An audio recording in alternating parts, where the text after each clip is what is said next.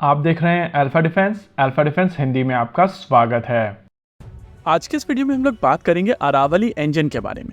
कल HAL और Safran HAL helicopter engine private limited के बीच में एक अग्रीमेंट साइन हुआ था और इस अग्रीमेंट के तहत भारतीय सेनाओं के लिए बनाए जाने वाले इंडियन मल्टी रोल हेलीकॉप्टर और deck based multi role helicopter के लिए ये अरावली इंजन का जॉइंट डिजाइन, डेवलपमेंट, मैन्युफैक्चरिंग और स्पेयर सपोर्ट प्रोवाइड किया जाएगा। इस वीडियो की टोन डिसाइड करने के लिए हम लोगों ने व्हाट्सएप चैनल के ऊपर एक पोल किया था और वहां पर आप में से ज्यादातर लोगों ने कहा था कि इसकी एक टेक्निकल एनालिसिस होनी चाहिए।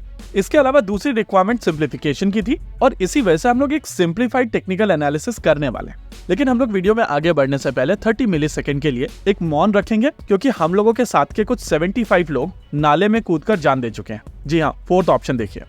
Okay, back to the video. देखिए, Indian multi role helicopter basically भारतीय सेनाओं के लिए एक बहुत इंपॉर्टेंट प्रोजेक्ट है। इसको हेलीकॉप्टर कैटेगरी में आप आम का कह सकते हैं। आमतौर पर भारत में हेलीकॉप्टर्स को 3 कैटेगरी में डिवाइड किया जाता है। लाइट हेलीकॉप्टर्स, जिनको यूटिलिटी हेलीकॉप्टर्स कहा जाता है, वो 4 से 6 टन के हेलीकॉप्टर्स होते हैं और इस कैटेगरी में ALH और LUH के साथ में भारत सॉर्टेड है।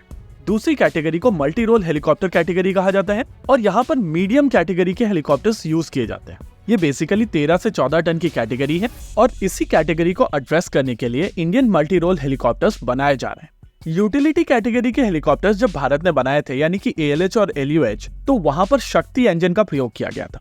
शक्ति इंजन बेसिकली आर्डेडन इंजन का मॉडिफाइड वेरिएंट है और आप कह सकते हैं कि यहाँ पर एक लाइसेंस मैन्युफैक्चरिंग की गई है, जहां पर बेसलाइन इंजन में कुछ मॉडिफिकेशन करके भारतीय सेनाओं के रिक्वायरमेंट के लिए स्पेसिफिकली इंजन को डिजाइन किया गया है। ये सारा का सारा डिजाइन वर्क और ऑप्टिमाइजेशन एक्सरसाइज साफरान की तरफ से किया गया है और साफरान ने इस इंजन को मॉडिफाई करके HAL को मैन्युफैक्चर करने के लिए दे दिया है।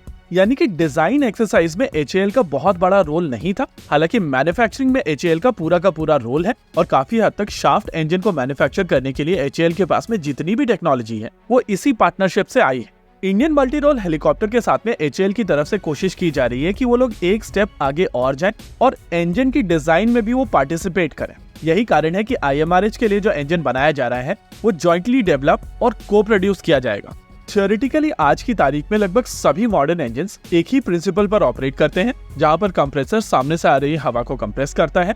इस कंप्रेस्ड एयर के साथ में फ्यूल को मिलाकर कंबशन होता है और एक्सपेंशन के साथ में ये हवा बाहर निकलती है, जहां पर ये टरबाइन को मूव करती है। बेसिक डिफरेंस इसके बाद वाले स्टेप में आता है। अगर टर्बो शाफ्ट इंजन की बात की जाए तो वहां पर शाफ्ट मूव होता है और शाफ्ट से रोटर।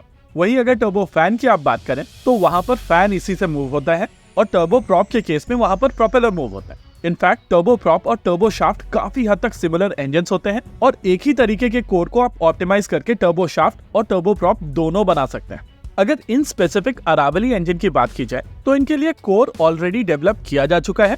ये इंजन्स बेसिकली अनीटो 1K इंजन के ऊपर बेस्ड होंगे, जो ऑलरेडी प्रूवन RTM 332 इंजन के बेसिस पर बनाया गया है। देखिए, जब हम बात करते हैं टर्बाइंस की, तो टर्बाइन के ऊपर प्रेशर और टेम्परेचर दोनों होता है। अगर आपकी रिक्वायरमेंट है कि पावर को और ज्यादा बढ़ाया जाए तो आप इंजन को थोड़ा और बढ़ा करके पावर को बढ़ा सकते हैं, लेकिन ऐसा करने से कई परेशानियां बढ़ती हैं, जैसे कि आपका इंजन ज्यादा फ्यूल कंज्यूम करने लगता है, उसका वजन ज्यादा हो जाता है और ये हेलीकॉप्टर के ऊपर ज्यादा एरिया को कवर करता है।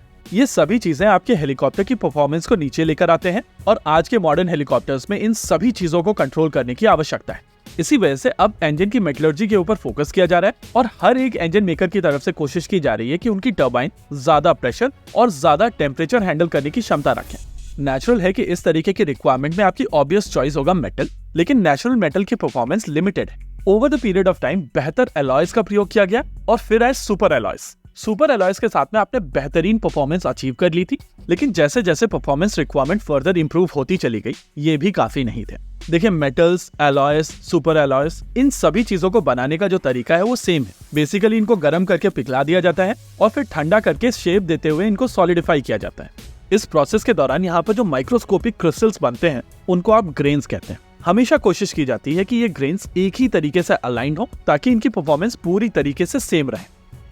लेकिन मैन्युफैक्चरिंग प्रोसेस के दौरान 100% ग्रेन्स एक ही तरीके से अलाइन नहीं होते। इसी डिफॉर्मेशन के चलते आगे चल के इनकी परफॉर्मेंस में परेशानी आती है और उस प्रोसेस को आप क्रीप कहते हैं। यानी कि over the period of time shape change होने लगता है, फटीग डेवलप होती है, स्ट्रेस आता है, स्ट्रेन आता है, etcetera etcetera. Over the period of time बहुत अलग अलग तरीके की टेक्निक डेवलप की गई है और धीरे धीरे over the period of time journey equi x से डायरेक्शनली सॉलिडिफाइड पर पहुंची और फिर वहां से सिंगल क्रिस्टल ब्लेड्स की तरफ गई। आज की तारीख में जो सबसे इंपॉर्टेंट टेक्नोलॉजी है वो सिरेमिक मैट्रिक्स कॉम्पोजिट की है, यानी कि CMCs की।